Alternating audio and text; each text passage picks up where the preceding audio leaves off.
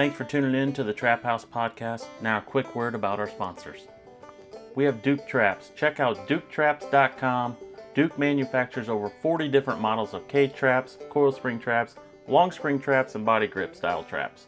Also, my personal favorite, they have the Duke dog proofs. They come powder coated, perfect on the line. Check out duketraps.com and you won't be disappointed. We have J3 Outdoors, maker of the Hags Bracket, all American made products. Check out their website, j3o.com, and you will not be disappointed. They have everything from your bait holders, your spring clips, your tail hooks, the universal locks, the list goes on. Especially if you're a water trapper, you want to check this website out. That's j3o.com. We also have Top Lot Stretcher Company with us. Check out their website at toplotstretcherco.com. Top Lot Stretcher Company handles all your wooden stretcher needs, along with pelt handling supplies and trapping supplies. Check out their website at toplotstretcherco.com. And representing all the girls in the trapping world, we have Trapping Girl Inc.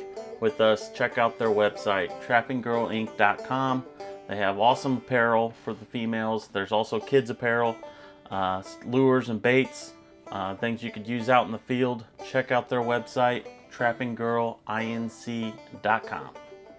And there's only one true way to start out the trap line in the morning, and that's with a nice hot cup of coffee from traplinecoffee.com. Check out their numerous collections. They have Trapline Blend, a Kodiak Blend, and my favorite, a Cherry Red Blend, all available at traplinecoffee.com.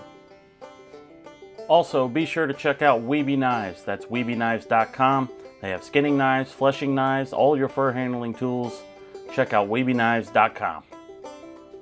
Need a place to sell your fur? Check out Groenewold Fur and Wool Company. They're the largest and most experienced direct receiver of wild fur with over 50 plus years of experience. Their website is gfwco.com. And last but not least, Hoosier Trapper Supply. Check out our website, HoosierTrapperSupply.com, home of the Top Dog Predator Bait and Jet Fuel Predator Lure. We got all your trapping needs, trapping scents and baits, deer scent, and apparel. Check out HoosierTrapperSupply.com. All right, everyone, welcome back to the Trap House Podcast. We're up early here today to talk to Guy Groenewold. And it sounds like you got some, pretty exciting news of the future of the fur business and what's happening in the world right now. So thank you for being on. Sure. Yeah, I would say, I mean, since the pandemic has happened, we've had three sort of, you might say rallies in the fur business. And the first one would have been in 2020. And, it rallied from, if you remember, right, in that summer of 2020, all of a sudden, China reopened that fall when we were still pretty much closed down in the fall of 2020. And, it had been, I mean, fur was literally worthless in 2020 during the summer. And, and then it kind of violently rallied into the fall there, as far as going from worthless to worth something, and, kind of turned out to be kind of a decent winter. And then it just, we started getting some closings of retail closings in the north that winter. And then, that rally just kind of petered out and, had a pretty flat year the next year. And then a little bit last year during the winter, like right after they opened up, the economy, or I guess the country, post COVID, there was a kind of a rally after the after January 10th or whatever it was when they opened it, because everybody knew stores were going to be open and people went out and bought, and that kind of petered out in the spring after the Chinese New Year. All the mink that were came on auction this year, kind of it sort of sputtered, and that hurt the wild fur business.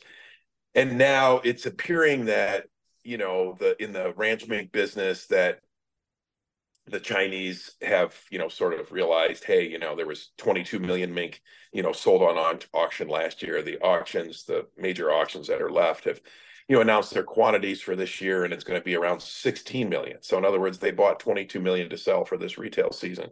There's only going to be 16, even offered next year. And then that 16 is derived from like 7 million fresh, and the rest, around 9-10 million from people's goods that were either rancher goods or speculator goods or previously offered goods. So next year there will, as far as fresh goods, there's only going to be 7 million.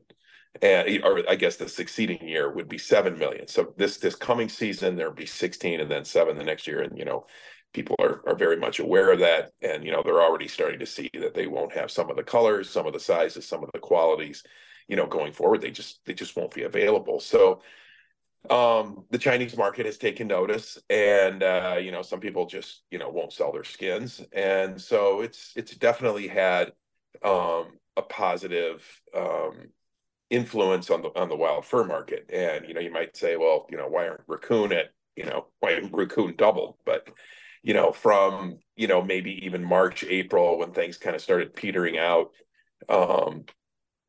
this year, as far as kind of the rally from the January, the exuberance of reopening, for us it has increased, because we saw a real lull in March, April, and sort of sputtered along during the summer and sort of started to pick up steam kind of late. But if you realize how the fur business works in China, we're at the end of the season. I realize we're just starting to trap now, we're just starting to sell some fur, but they're at their end of the season. So in other words, they start, at the Chinese New Year. So that would be like, this year it's around February, and 1st of February. And so everybody closes down then.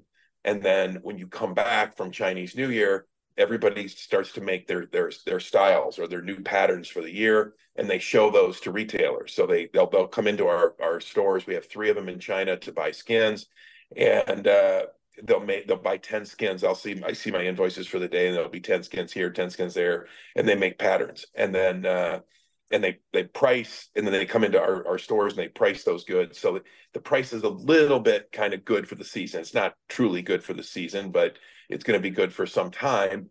And then they'll make those patterns, show those to the retailers. The retailers will start to make orders, hopefully in June, July. This year was a little later, in August. And then as they start to sell those first coats, they start to make reorders, and they want to be able to go back in and buy those skins, at the same price. If a manufacturer has priced those coats to a retailer, and then all of a sudden they come back in and the price is higher, what can happen is the retailer, may become, he won't use those skins anymore. Or what the wholesaler may do, if he finds that the skin price has gone up too much, is he just won't take the order. In other words, he'll honor the price, but he'll just say, well, yeah, we're out. So a lot of the price sort of change as far as the wholesalers and retailers go happens at the Chinese New Year. So if you're going to move price, it happens a little more frequently in that February, March time. So it's a little difficult to really move prices, even though they do move. They certainly can move at any time, and we see price movements, daily.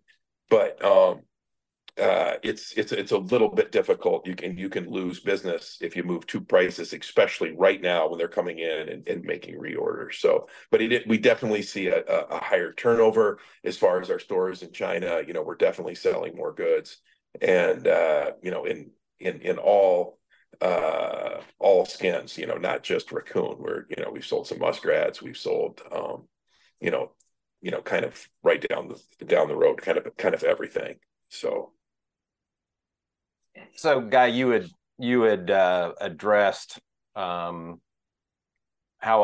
pricing is established on one of your other videos. Can you elaborate on that a little bit more? I know you kind of did already, but what specifically sets pricing, and where do you guys know how to buy where we're at right now?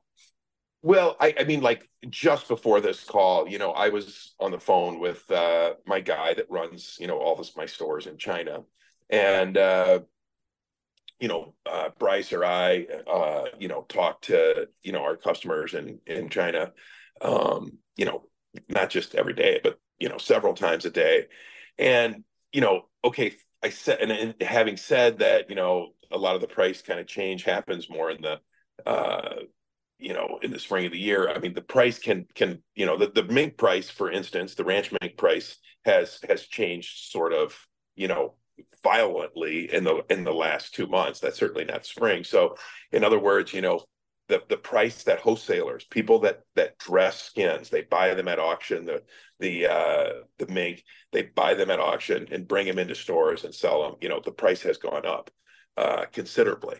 And for a mink rancher, maybe it's not enough. We're still, even with a price increase of, in some of the skins, maybe 20% over the last 2 months since the September auctions, is still a ranch mink that's not profitable for a mink rancher. So, we won't see, we won't see probably any increase in ranch mink production as a result of that. But so what happens is the guy that bought the skins, or me that has, dress skins over there, I have guys over there, and they start to see, demand increasing. And, they start to see, hey, we can't even get skins fast enough from the dressers in Cambodia or Thailand. They start to, feel there's a competitive pressure to move prices up, or you'll just run out of skins. And that's what happens with me. I can't get goods there fast enough at sometimes.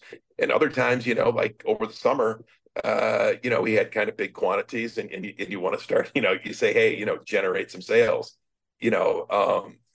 let's push something, because, and I will, because, I want to have price discovery. Even though maybe I don't, you don't make as much, or you don't make anything, or you lose. I like to have, I like to know what the market is every day or every week. So I'm always telling my guys to be aggressive, to sell. And, when the price goes up, or when we start to see, quantities in our daily, we have a daily, I get how many skins are sold in China. When I start to see that go up, I say, hey guys, is this a chance to move prices up? Yeah. So, and I know it goes completely hand in hand on what the market is and what's being paid to the producer, the trapper. Are you concerned, or that there won't be enough production in North America? I mean, there won't be enough, production, in North America. 100%, there won't be enough. There wasn't enough last year. But the why you can't necessarily look at that as sort of a good thing for the market is this. First thing is we're getting this, a little bit of good news, because the ranch mink price is going up. Okay, so it's not because they're running out of raccoon. Okay, it's because the ranch mink is going up. I mean, if the 10 coon that you catch every year, Charlie, were the only coon caught in the United States, and the ranch mink price was plummeting, it wouldn't mean that the price of raccoon was going to go up. Right. They would just use ranch mink. Or if, especially like in a heavier section, if the blue fox market was plummeting, you couldn't raise the price of heavier northern Iowa, Minnesota, Wisconsin coon. You couldn't raise the price if the price of blue, they would just use that skin, or they would just use silver fox. So we wish we were, we wish there was a lot more production. And we try to pay as aggressively as we can for the market, because it's so important for us to have some quantities and to keep trappers out there.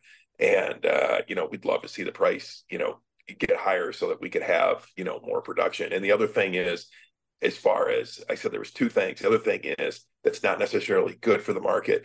One thing that we've done over the past 5 years is we open these places in China, because if you don't have dress skins today in front of them, you will lose the market for your item.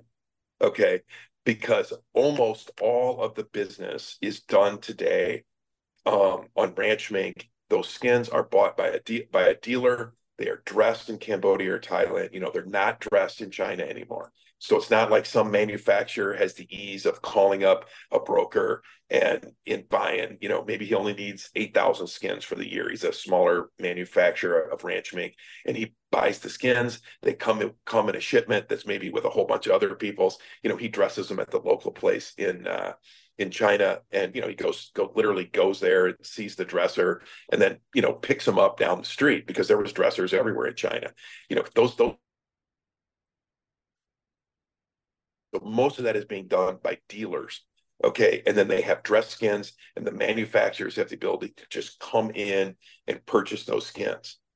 And we were lucky in that we had done this kind of before COVID, but once COVID hit and you couldn't dress skins in China, it was so important that we kept raccoon dressed in front of the consumer and other wild fur products, red fox, otherwise, or not, I shouldn't say the consumer, in front of the manufacturer, because they just have, post COVID, the manufacturers they are not interested in calling up somebody, outside of Chicago and purchasing skins and then, sending them to Cambodia and then having them re-imported into China. It's just not something that's, the raccoon without operations like this, would just die as an item. And so we have to have a critical mass of quantity that we can, send a container over to keep costs low. Otherwise, the cost will just be eaten up, and the price will be eaten up by the cost. So yeah, there won't be enough quantity. There's going to be a little more quantity than last year. I can see that already on the routes that I've run, but overall, we'd like a lot more to be produced. Okay. So ultimately, with the mink production going down, and I'm assuming we'll probably be to the point where it'll probably, assuming I guess if they've held on this long, they're probably maybe in it for the long haul. I don't know. The ranchers. Yeah, in the long run, we're all dead. But I just talked to a rancher this week, and I said, yeah, I said, yeah, the market is getting a little bit better, and he's a real, financially, stable guy. He's got an outside business. And I said, hey, in 5 years, I said, let's be honest. I said, you would quit too, right? At these prices. And he's like, well, yeah, sure. He's like, no way would I hold on another 5 years with, doing this, for a $10 loss. Okay, go ahead. I'm sorry. So, well, I guess my point my question is, do you ultimately see the lack of ranch mink available internationally as hurting the wild fur market? You know what I mean? Yeah, I know what you mean. I don't know. There's so many variables that, will the price of ranch mink get strong enough that, it becomes a bit of a luxury item in China again, instead of an item for the masses. That would certainly be a positive for fur in general, or will it, get less enough that, you lose some infrastructure and, there's just not as many people using it. That's obviously a negative. It's really hard to tell, how it all plays out. Do we go up, $10 on the price of a ranch mink, and we can't move the price of garments any higher, and they just kind of stay there at a level where, a few European big ranchers can make money and the Americans can't, and we raise 5 million mink internationally, and we get a little rise in fur prices for wild fur, and that's it? Or do we go $25 higher in mink, and it gets really fun in the wild fur? I don't know. We don't know where it's come up some. We knew it was going to come up some. We kind of thought it was going to happen last winter, and it didn't. We'd like it to come up, quite a bit more, to really, right, to make it fun. I don't know, for real increases in production, you need, in the north, you need at least $10 for a green coon, or at least very close to that, where it's cold. I'm in Wisconsin today, and it's cold here. To go out and catch coon in this kind of weather, people need, to be rewarded for it. right. So I don't know, where it'll go. I guess the point of it is, is what, or the answer to it is, I should say, is what does the Chinese consumer really want to buy, a coat for? How badly do they want to buy it? They won't have to sell as many coats over there because there won't be as many mink, so they certainly can raise the price some. But can they double the price of the coat? I don't know. I certainly hope so. Right. Right. They work on relatively small margins in China, correct? Yeah, and that's both good and bad for us because the good part is, they don't take much out of the final product. I mean, really, the whole fur chain doesn't take much out of the out of the final product. Everybody works on really small margins, by industry standards. But so that's a good point. But the bad point is that if a raccoon goes up by you know $5, let's just say, and they're using 10 in a coat, and the price of the coat goes up by $50, it might be the price of the coat might have to go up by 50% because there's no other costs involved in it. Right. There's very little manufacturing cost, there's very little retail cost. So the consumer sees all of that cost. Whereas if you had a big retail margin like you do, like in Europe, they have a much bigger retail margin, on furs. Well, you could, the retailer could just suck that up, or the wholesaler could just suck that up, and the consumer would never know a difference. Yeah. So I guess, Guy, will you want to switch gears and get more specific on running through what these guys are catching and what they should be catching, and do they, okay, and sure. I know the beaver market's really strong, and that's a North American product. It's not going. It's mostly North American and some European as well. They also use it for Hasidic hats. They use it for some European, high fashion hats. And then of course the North American Western market, which of those three, I would say that's kind of the strongest. Maybe some problems in Israel have hurt the Hasidic market just a little bit, but I would say beaver is still very strong. I think the question is what is going to be produced this year. I so far out buying, it certainly looks like beaver production is going to double, but mostly the guys that I've dealt with in the fall beaver, are, they're smaller trappers, they're not the big heavy hitters that, catch 500 in the spring. And so I don't know what those guys will do, but the guys that caught 4 or 5 last year are definitely trying to catch 10 or 12 this year, or, the guys that catch, 20 are trying to catch 40. So there'll definitely be a bigger production, but the shelves are empty on that item. It's not like even last year, we came in with quantities, and there was some quantities laying around. So even though there was less production last year, there still was more goods available. As the price went up, there became a lot more goods available, stuff that was laying around. So this year, none of that stuff is laying around. So I think the market is healthy enough. It can take, unless unless production maybe triples or something, and we see just some huge production increase. But I don't really see that. So, but the beaver, it won't even matter really until February. Just so much of the production today in the lower 48 is spring beaver. So it's really it doesn't even really bear talking about as far as production numbers until we start to see what they're going to do this spring. Right. And then otter and muskrat. Otter, I was a little bit concerned about otter because I knew, especially in the South, we'd have quite an increase in production. But you know what? We've sold some otter recently, and I actually like the item. I don't. We've actually come up in price even since the start of the year. What we were paying, we've come up a bit. So we'll be at least as strong as on otter as we were last year, and we were up a bunch from the year before last year. So otter, I would definitely target otter this year. I think it's a great item. Yeah. Muskrats. If you look at what their true price was, let's just say March, I mean, you could not sell a muskrat in March. You couldn't sell it. You couldn't sell it in China. I mean, you couldn't even get a person to entertain a bid.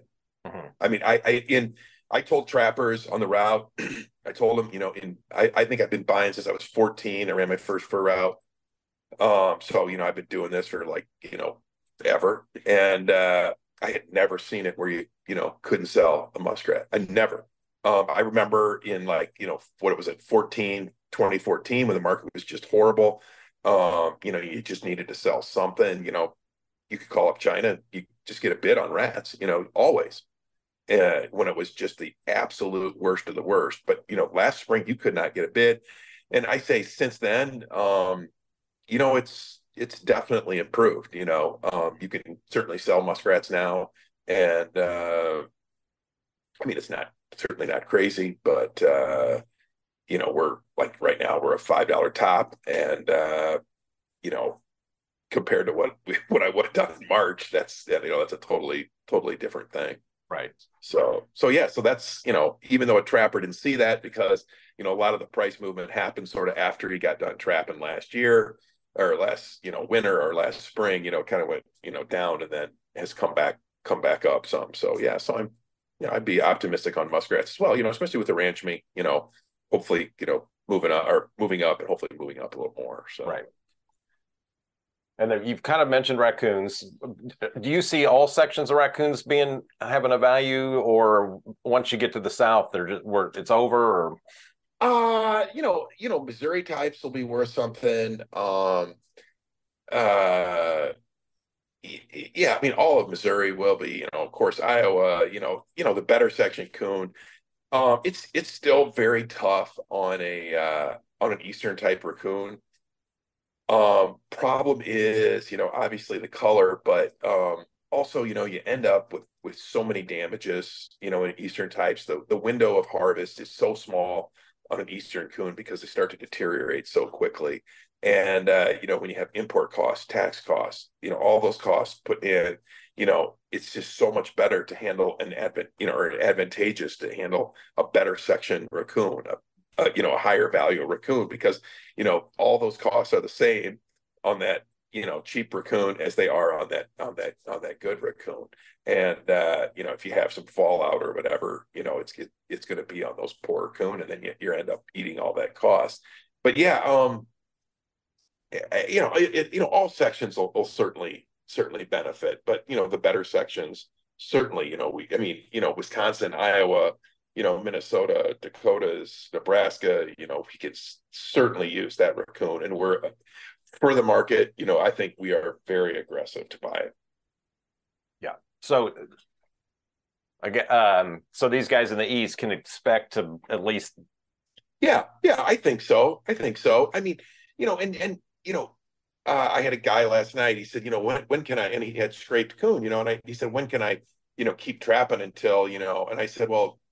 I said, better than I do. When your coon start to deteriorate here, and when they've been scraping his coon for 30 years, he knows better than I do. I mean, the trappers they know when their coon starts to turn. I mean, if you're in Indiana, which is where you're from, you've got really like 10 days where you need to harvest your coon, and that 10 days is rapidly evaporating here. I think we're probably right in the center of it. As soon as a raccoon turns white in Indiana, you got to kill it, and you've got about 10 days before you start to see some deterioration. Or if you're in Nebraska, you've got 2 months before it starts to deteriorate. Yeah.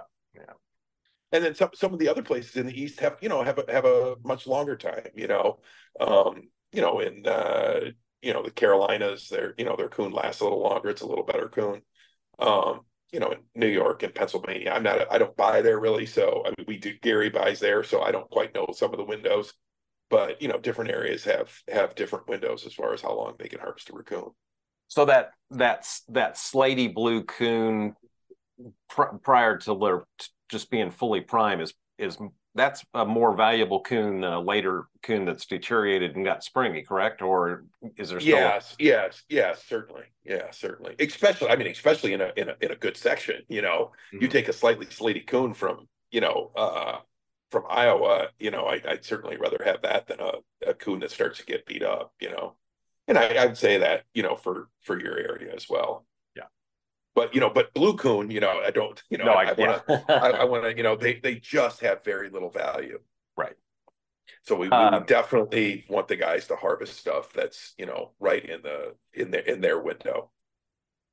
Yeah. Don't misinterpret the Slady Blue Coon as going out and trying Right. to. No, So, no. yeah.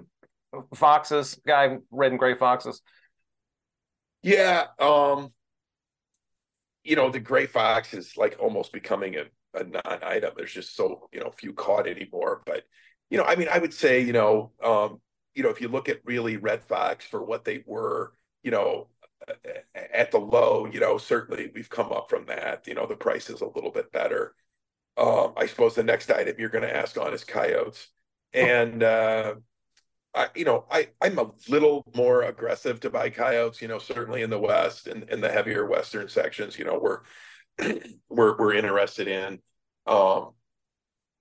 I bought some coyotes last night from guy. I'm in Wisconsin. I bought some coyotes last night, and I'm not paying prices that are super attractive, but at least I don't mind having them on the truck. Whereas a year ago or 6 months ago, I wasn't that interested in even seeing one. We'll see what happens with the blue fox market. The coyote is definitely more a part of. It's kind of funny. The coyote is more a part of the blue fox, silver fox market than the red fox is. The red fox is it's really a shorter napped item that is used for garments and is more compared to a ranch mink today. So the fox market is maybe a little more clogged up with goods than the mink market is. So that's a little problematic for coyotes. But if we see the price movement in the mink, it'll help the ranch fox market, and it'll probably help the coyote market as well. Like I said, I'm a little more apt to buy a few coyotes than I was. Okay. Even consider some easterns. Yeah, yeah. It's a tough item. Yeah. But I mean, you've got in the East, I mean, I have to throw you guys a little bit of a bone. You certainly have beaver, and maybe not so much in Indiana, but you've got otter.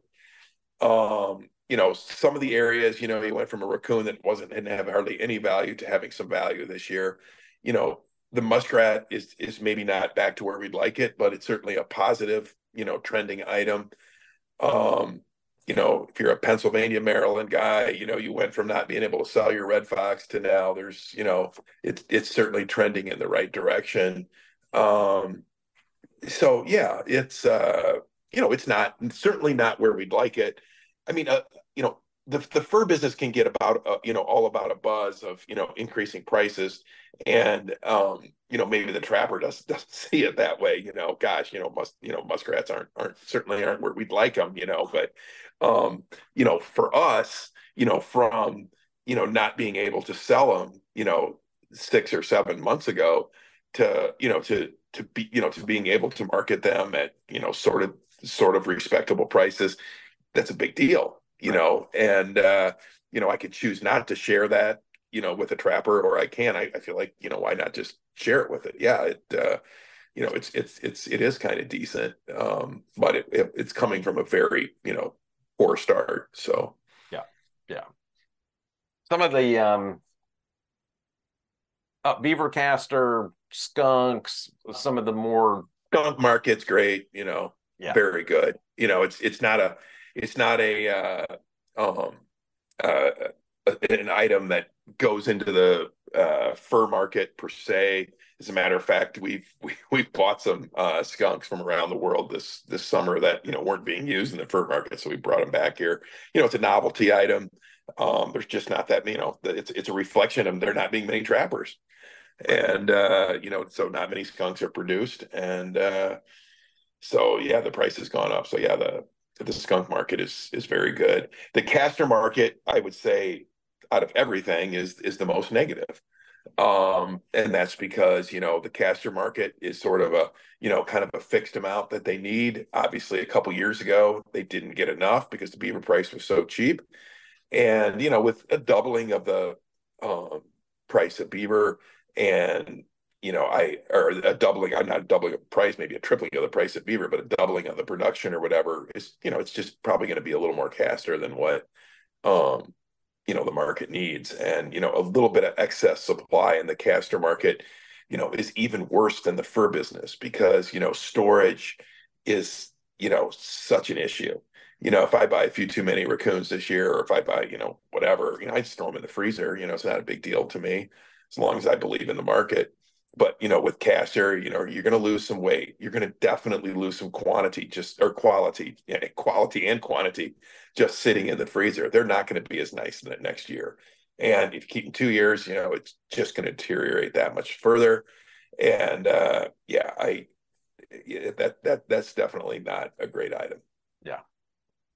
For some of the Northwoods trappers, how about in Western Martin and Fisher and Martin and Fisher are great items this year.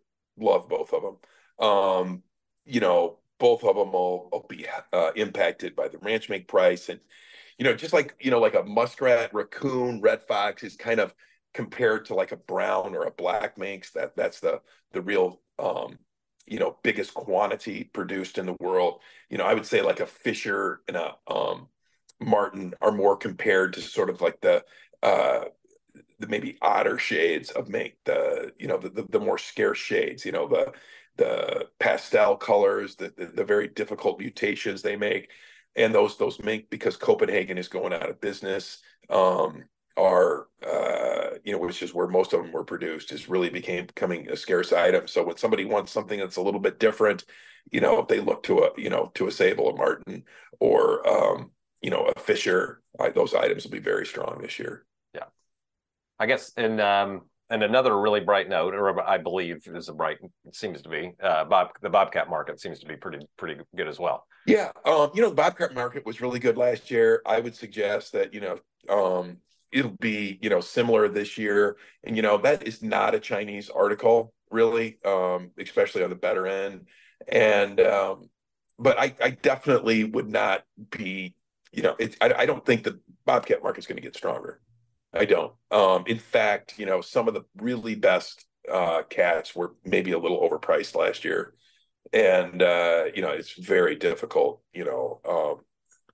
to make money on that item. So I wouldn't say it's going to, pull back, but I would say that we sort of, we've had a pretty violent, rally to the upside in the Bobcat market. I mean, commercial cats, they really didn't double. They were darn near, they darn near tripled or quadrupled, since they're low. And so, those prices are, I would say, like relatively stable. I don't look for much price movement because they've come up a lot already. Yeah, I mean they're still decent. Yeah, sure. So, decent property, sure. I guess and these guys that are relatively new to that, ideally they need to catch them later in the season. I mean, they're sure, they prime late as compared to other sure items, it's more of a January item. Right. So anything we missed, Guy? Yeah, let's just hope for a really cold winter in China this year, because that's where most of these products go. And let's hope for a really stable political environment as far as trading with China goes. And I think maybe the rest will take care of itself. So yeah, anyway, I really appreciate you guys having me on. And let's hope we do this next year and we're we see higher fur prices. Okay. We've been doing this. I think this is the third or fourth year we've done that. Third year, I believe. There's been some downers for sure. So last year was a rough one.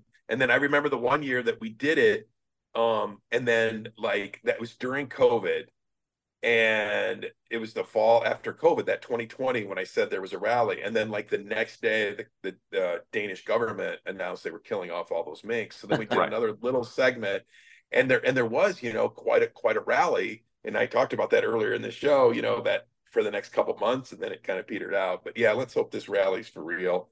And let's hope we have a little fun this season. So yeah. Hopefully there's good depth to this market. So I'm ready for it. So yeah. all right. Thanks a lot, guys. All right. Yeah. Appreciate it. All right.